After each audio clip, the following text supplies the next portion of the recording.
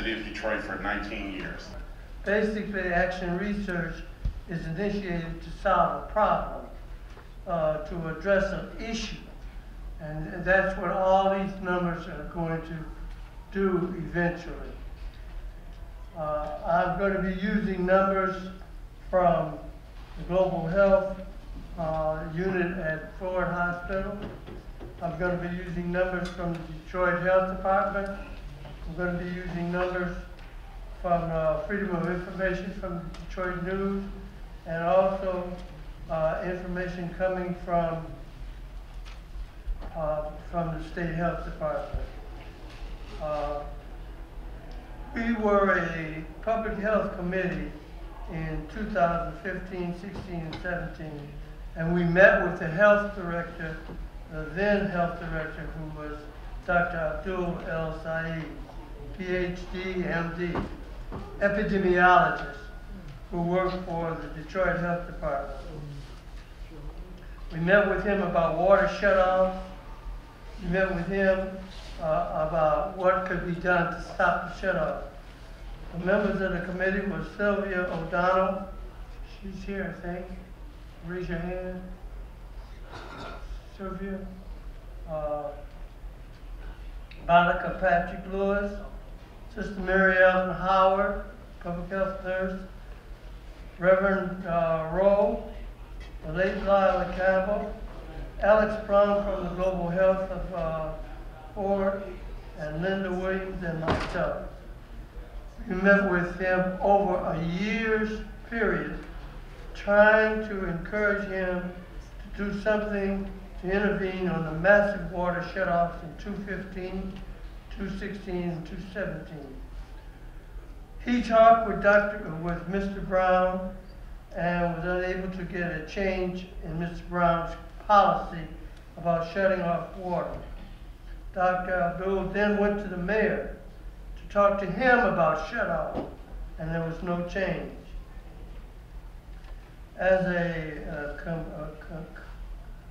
compromise to what we wanted, which was water shutoff right then and there, all water shutoff, we proposed that the mayor tell Brown to stop shutting off water for women who are pregnant, for children who are under 5, for disabled, and for people who cannot afford to pay for water.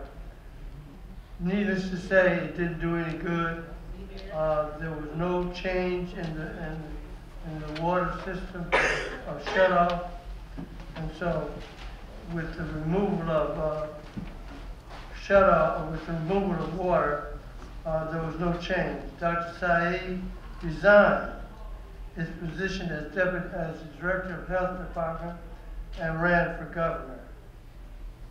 And his platform was water is a fundamental right. And his platform was no Michigander should go without water to drink, to cook, and to clean. This was the very opposite of what Mr. Brown and Mr.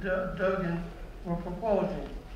Their policy was to continue to shut off water for people in Detroit.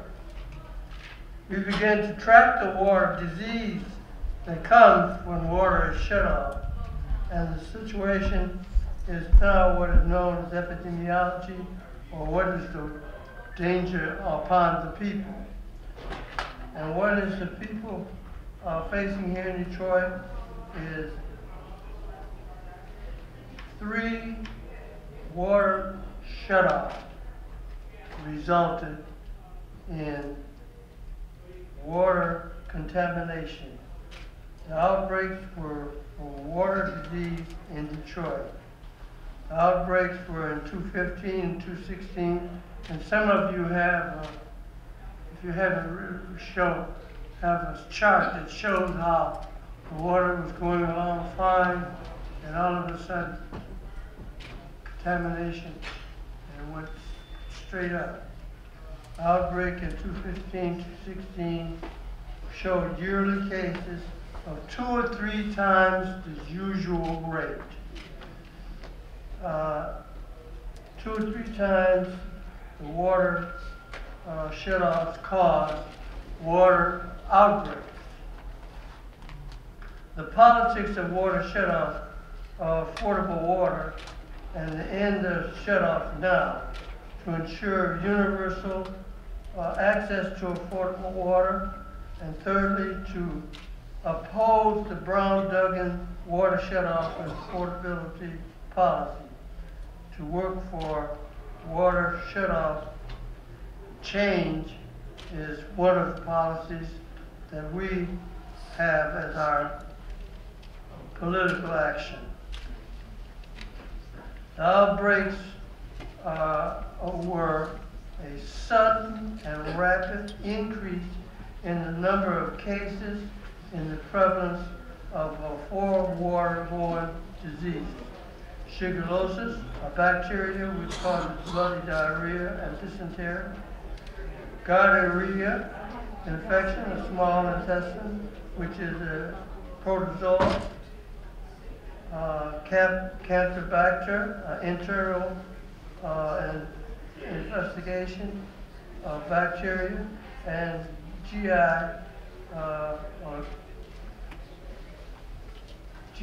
or gastrointestinal outbreak. Those were the outbreaks that we feel were a result of the water shutoff. Because there were several shutoffs, outbreaks, there were 4 outbreaks. And the 4 outbreaks met the definition of an epidemic, which is the occurrence in a community, a group of illnesses of similar nature, clearly in excess of the normal expectancy for the common source. For Detroit was the community, for the group was the 4 different outbreaks, and the excess that caused the outbreaks to occur. These outbreaks were concurrent with the massive water shutoff. They didn't just happen, but with the water shutoff, they moved to increase waterborne disease. The GI outbreaks annually went from 10.2 in 12 and 15 to 45 and 17. The data was arranged in 2 sections. We looked at the outbreaks along 215, 212, 213, 214, 215, and you see it on your charts if you have the chart. And all of a sudden, it goes straight up, 2 or 3 times the normal rate. Campylobacter went with a 4-year average of 43, went to 57, then it went to 99. Giardia also fits a pattern of a low average for yearly infections, then a quantum jump. Infections showed small rates, 14, 18, 12 a year, and in 16 it went from 14 to 21, which is a jump, and it could be defined as an outbreak.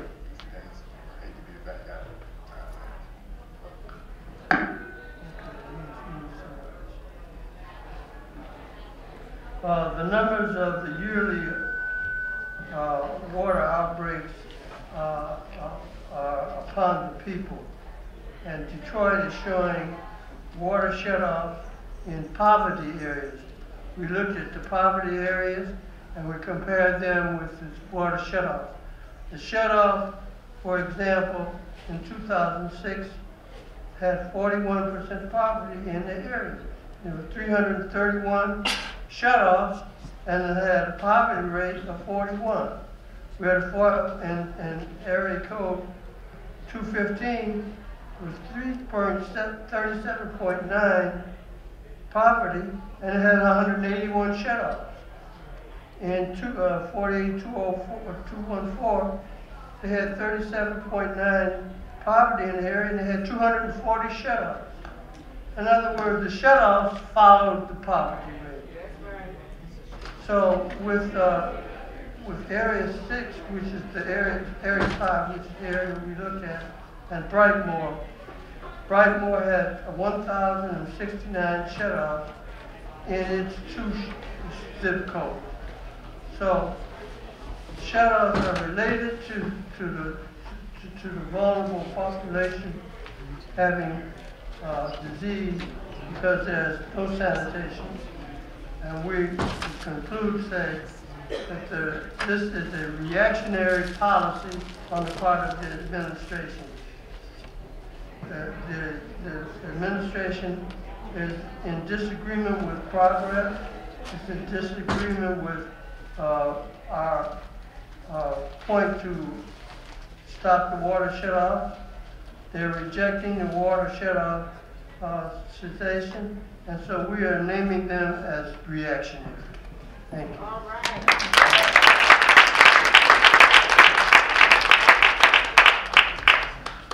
Next, we have ReJoyce Douglas, who is a high school student with Detroit Public Schools Community District and Vice Chair of Detroit Area Youth United Mission. All right. Hello. How are you all tonight?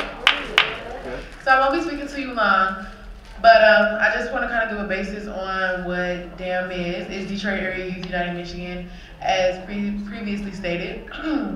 And what we do is we're a youth-founded group, and with a completely youth chair. So I'm co-chair, and the chair is a junior at CAS. So we're all comprised of students. So we do a lot of activism work. We do like environmental justice. We do water rights. We do environmental rights. So everything along that realm. And what I really want to say is that this type of work definitely needs more of a youth presence.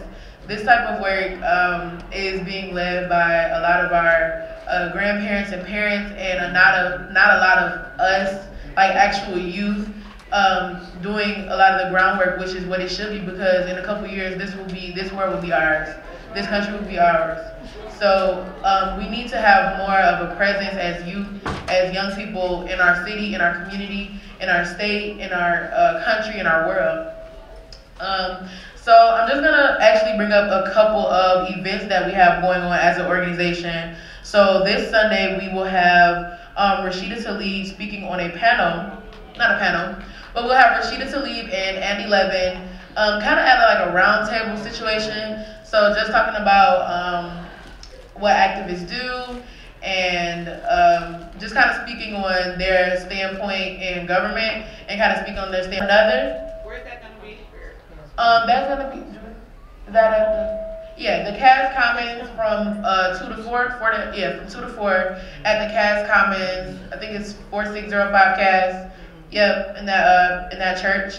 And then the other event that we have is going to be an adult training session.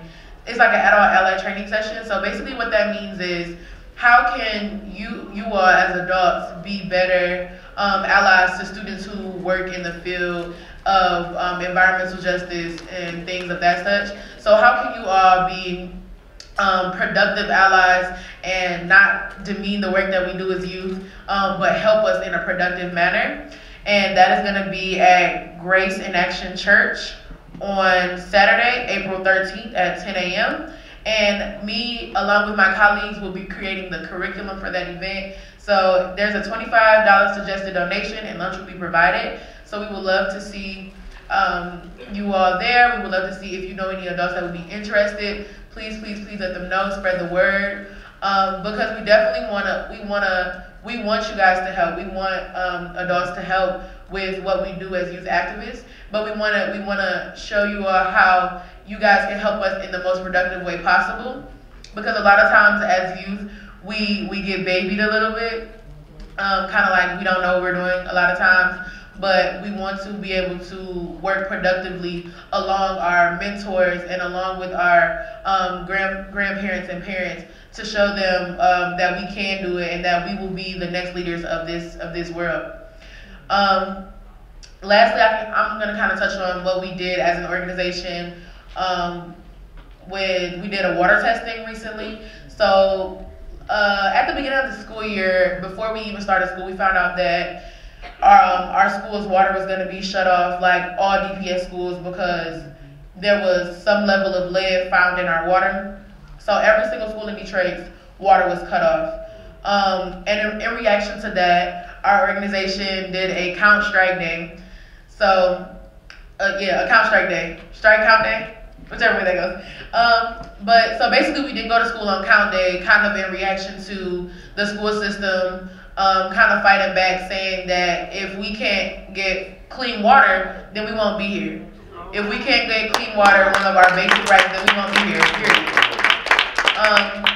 So that's what, and in that, after that, we did a water testing in some of the homes surrounding those schools, because we thought, hey, if these schools are testing for levels of lead, what about the homes around it? Because people live near schools. So we tested that water, and so we're still working on pinning information and how to send those back to the people whose homes we tested. So that was one of our one of our most recent events, one of our, I think, most impactful events as an organization just starting out. And it was really empowering to say that this is the government's job, this is our state government's job, this is our city government's job, this is our superintendent's job. But if they won't do it, we will stand up and we will do it. Thank you.